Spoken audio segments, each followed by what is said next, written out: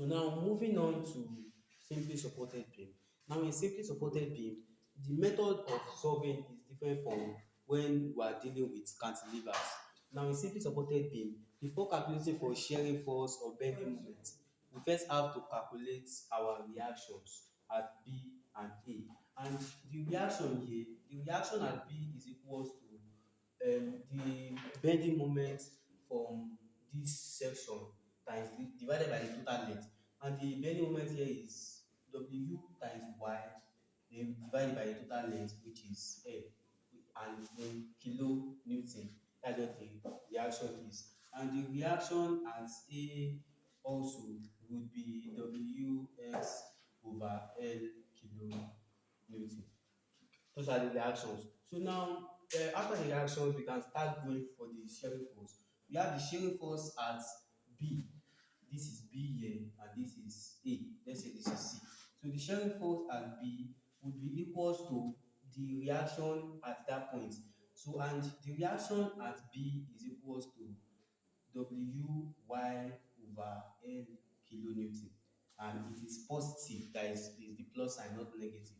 So since we have gotten this, now the shearing force at C, which is this point here, would be equals to the shearing force at B, that is Wy over L, minus the shearing force at C. And the shearing force at C is W. So if we try to get this, we have Wy minus Wl over L. And we know that our L here is equals to Y plus X, right? So we have it as equals to Wy minus W open bracket Y plus X all over L.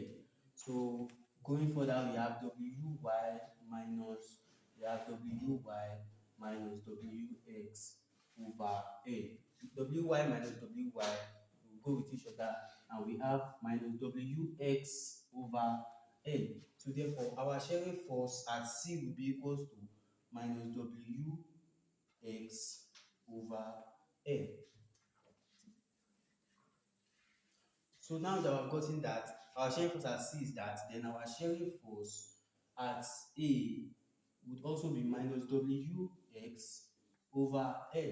That is for shearing force. And now for our bending moment, the bending moment at B would be equals to 0, because we're having the reaction times the distance between the reaction, something. So we have the bending moment at B is equals to 0 kilonewton meter. And the bending moment at C here will be this one times the distance. So we have the bending moment at C will be equals to, now what is the reaction at B? The reaction at B is W times Y over L.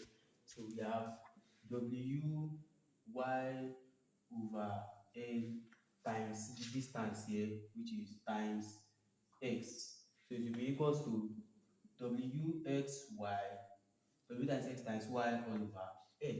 So that will be it in kilo Newton meter. And that will be the highest point on the bending moment graph. So then the bending moment at A would also be equals to 0. Would also be equals to 0 if we want to prove it. Would also be equals to 0 because at this point we are going to get 0. So we have 0 kilo Newton meter. So now drawing our shearing force diagram and our bending moment diagram, it is going to look like this. So here we have our neutral line here, and then our shearing force at B is positive. We have positive Wy over L. So here we take it up and take it here. This is Wy over L, and this is the positive side. Then at C is minus Wx over L, and also minus Wx over L in this side. So it will come down this way, minus Wx over L. In this case, we have Wx over L, and here is the negative side. So this is what the shearing force diagram would look like.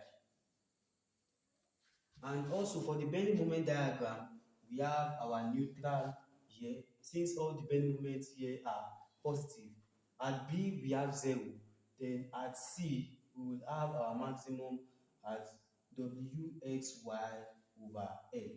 This is wxy over L. That is the distance from here to here. Then it will also come back to 0. So this is our bending moment diagram. Our bending moment diagram for point load in a simply supported beam.